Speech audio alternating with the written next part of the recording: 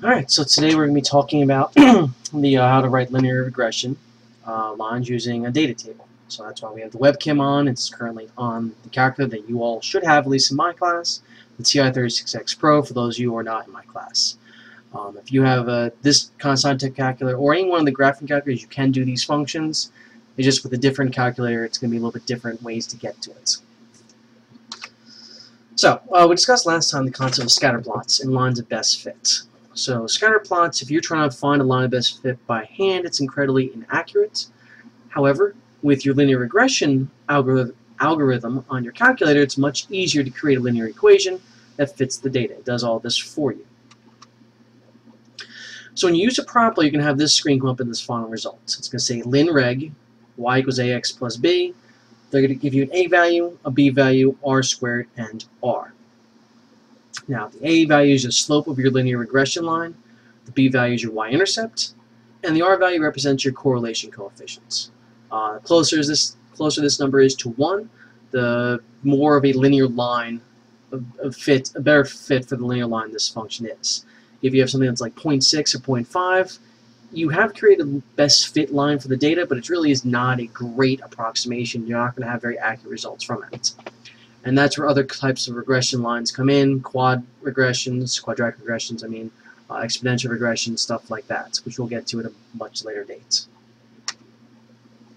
So, we have the table below that we want to write the equation for the best fit line. So what we want to do is, we want to turn on our calculator, and there should be a button called Data, right here on the second row from the top all the way to the right. If you hit that, it should give you a data table. And we want to fill in this data table using these values. Now, you can use 2000, 2001, 2002, and so on for the x values. However, it's really not required. You can use instead 0, 1, 2, 3, 4, and so on. So I'm going to do that. I'm going to do 0, and then 1, 2, 3, 4, 5, 6, 7, 8, and 9. Each one of those values in the left-hand column there represents the years where I've cut off the first 3 digits, and I just use the last digits, so 0, 1, 2, and so on. So I come over to the second column by hitting right and then scrolling back up all the way to the top. I want to make sure they all match up. And now we're going to use the exact numbers. So 7.48, 8.13, 9.19, 9.35, 9.27, 8.95, 9.25, 9.65, 9.85, and 10.21. Now, as you should notice, both of them should be perfectly lined up because you need to have the exact same numbers in your left and right hand columns. So once you've filled in your columns, what you want to do is you see the above data, it's in blue, stat, reg/distribution. So you want to hit second data, and to give you a bunch of options. We want to scroll down until we get to linear reg, ax plus b. And we're going to hit enter. So our x data is in column 1. We want to use that. Our y data is in column 2, so we want to use that. We only want to have frequency of 1. We want to hit no for that, and then we want our calculation. So here we go. Using this information, the line of best fit for this data, and you should recognize it because it's the same data from the previous slide. This is a textbook example. A is 0.232060, blah, blah. B, r squared, and I can scroll down and see what r is. So our line of best fit, according to this data, will be y equals 0.232x plus 8.089. And our correlation coefficient r is going to be 0.876. So this is not a perfect linear correlation, but it's pretty darn close. Alright, so now we want to predict the value of y when x is 2017. Well, since we used the last digit for each one of these numbers, we're going to plug in 17 for x into the function.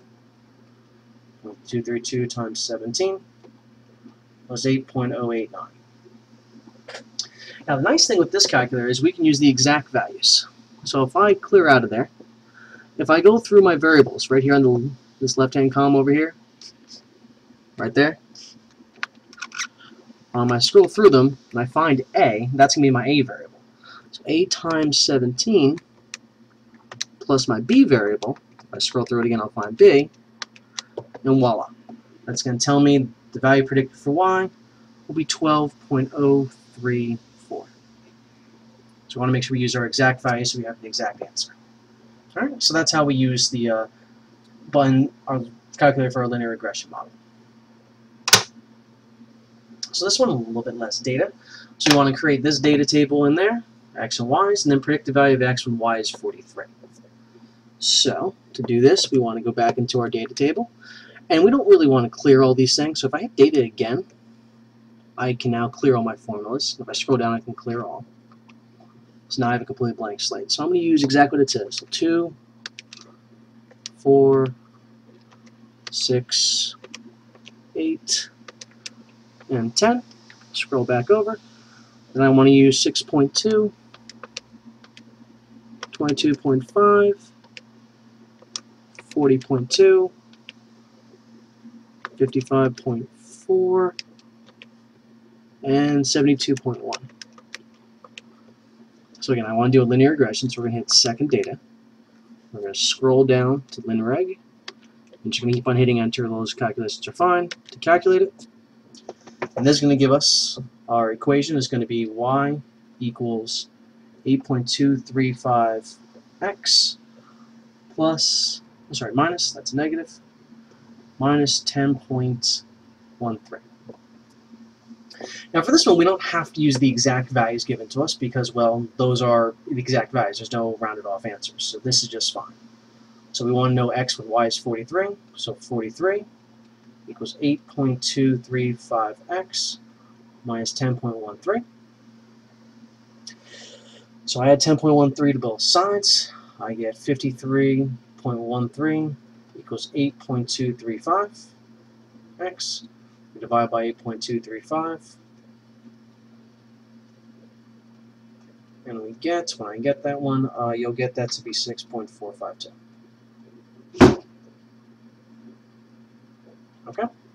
So the last one, I want you to try doing this one on your own, using your data table to fill this chart in. And I'll give you what the prediction should be, and then what your equation is going to be as well. Oh, and on the previous one, our correlation coefficient, should have been 0.9998. So this pretty much is a perfect linear line. Alright, so again, find your equation, find your correlation coefficient, and then predict your value. So pause the video while you work on that. Alright, so for this one you should be getting a linear regression equation of y equals 513.433x minus 5,257.783. Your correlation coefficient is 0.985. And you should be getting x to be 19.395 when you solve for it. Now these two are not exact answers, so you need to make sure you're careful when you solve. Pretty much if I have this equation, y equals ax plus b, and I want to solve for x, we'd have to subtract b from both sides, so it's y minus b equals ax, and divide both sides by a. So if you do y minus b over a in your calculator, that'll give you the exact answer every single time. Okay, so that's it for your linear regressions. So next time we're going to talk about inverse functions.